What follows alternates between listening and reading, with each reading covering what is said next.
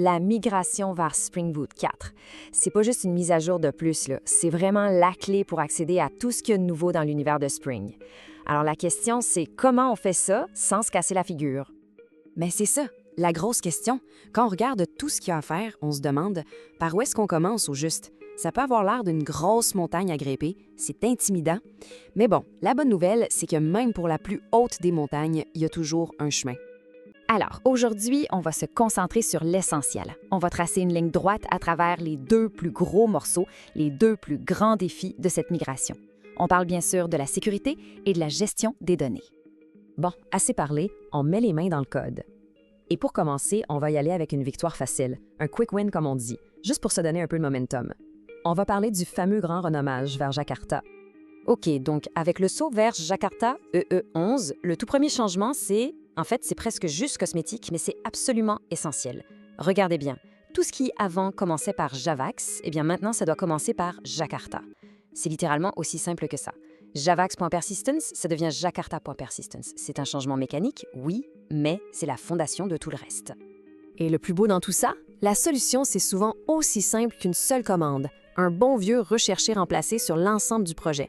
Honnêtement, c'est l'outil le plus puissant pour cette première étape. Ça donne une satisfaction instantanée. Et voilà, premier obstacle déjà derrière nous. Bon, la partie facile est terminée. Maintenant, on s'attaque aux gros morceaux. Le plat de résistance, le vrai défi de cette migration, c'est la refonte complète de la configuration de Spring Security. Ici, on ne parle pas d'un petit ajustement. Le changement est fondamental. On dit bye-bye à la vieille méthode où on héritait de Web Security Configurer Adapter. Fini ça. La nouvelle philosophie, c'est de définir ce qu'on appelle un Bean Security Filter Train. Pensez-y un peu. C'est comme si on passait d'un énorme bloc de béton de configuration à des petits blocs Lego qu'on peut assembler comme on veut. C'est beaucoup plus clair, beaucoup plus flexible. Chaque petite brique a son rôle précis. OK, mais concrètement, dans le code, ça ressemble à quoi? Le avant-prise s'y parle de lui-même. Oui, Authorized Request devient Authorized HTTP Quest, mais le vrai changement, le game changer, c'est l'arrivée de l'expression lambda. C'est ça, le fameux lambda DSL. Fini le temps où on enchaînait des méthodes les unes après les autres. Maintenant, on décrit les règles de sécurité à l'intérieur d'un bloc de code bien défini. Le résultat final, une configuration qui est juste tellement plus facile à lire et à maintenir. Et attention, ce n'est pas tout pour la sécurité. Il y a deux autres petits détails qui sont hyper importants à ne pas oublier. Premièrement, la notation pour la sécurité au niveau des méthodes, ça change. Et deuxièmement, pour les tests, la notation @mockbean est maintenant remplacée par @mokitobean. Ça peut sembler anodin, mais croyez-moi, oublier ces deux-là, c'est s'assurer de passer des heures à se gratter la tête plus tard. OK, on a passé au travers de la sécurité, on respire. On passe maintenant au dernier grand chantier de notre migration, l'évolution des repositories de données, donc tout ce qui touche à Spring Data, JPA et Hibernate. Du côté de Spring Data, il y a eu un bon ménage de fait dans les interfaces. Et une des nouveautés qui fait vraiment plaisir, c'est l'arrivée de List CRUD Repository. Ça répond enfin à une question que tout le monde se posait depuis des années. Pourquoi est-ce que mes méthodes retournent un iterable quand tout ce que je veux, c'est une bonne vieille liste? Eh bien voilà, cette nouvelle interface règle le problème.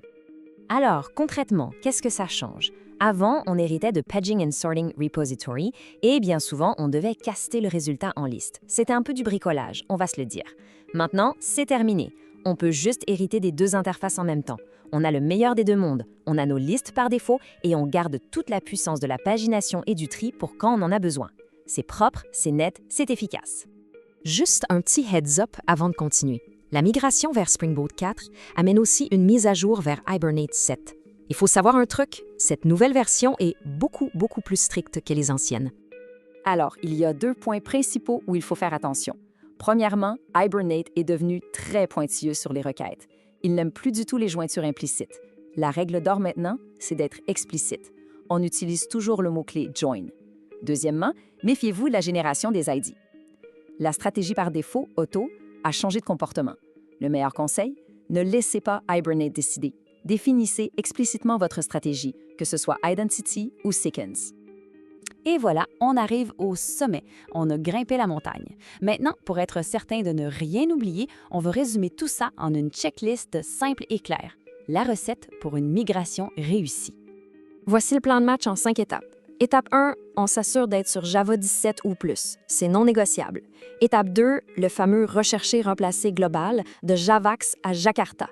Étape 3, on refait notre configuration de sécurité avec les Beans Security Filter Chain. Étape 4, on met à jour nos Data Repositories pour profiter de List Crude Repository. Et finalement, étape 5, on n'oublie pas les tests. On passe de @mogbean à @mojitobean. Si on suit ça, on est en business. Et voilà, c'est fait. La montagne est derrière nous, la migration est complétée. La question, ce n'est plus comment on fait la mise à jour, non.